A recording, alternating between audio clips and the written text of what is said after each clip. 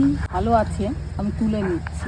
10 KG ওজনের কুমড়াটা আনছিলাম, খাইয়া শেষ করতে পারতাছি না, কি যে করুন বুঝা পাইতাছি না। এখন বৌমা কইতাছে বেগুনি ভাজা করতে, ডাল দিয়া বেগুনি ভাজা দিয়া রান্না খাই। আমি বললাম দাঁড়া আমি বেগুনি কইরা খাওয়াইতাছি। দেখ বেগুনি রানতে গেলে পাতলা পাতলা করে, একটা বেগুন যে অনেক কটাই হয়, কিন্তু আমরা 4 জন মানুষ, 2টা করে তো বেগুনি খাইবই। যাই হোক আমি এখন এই বেগুনি গুলো এই দেখো এইরকম পাতলা পাতলা করে কাটটা লইলাম।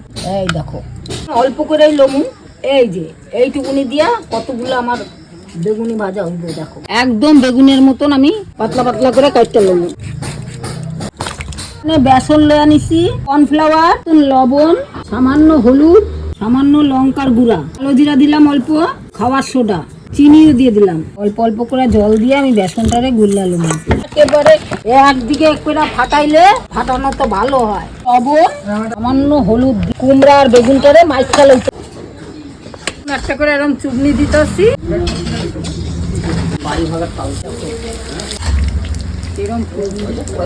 কতগুলো ঝুড়ি ভাজা উঠছে আবার।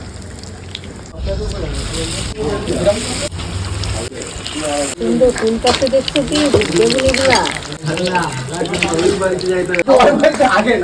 দেখো কি সুন্দর বেগুনি হয়েছে। দেখো বেগুন ছাড়াও কিন্তু বেগুনি ভাজা যায়।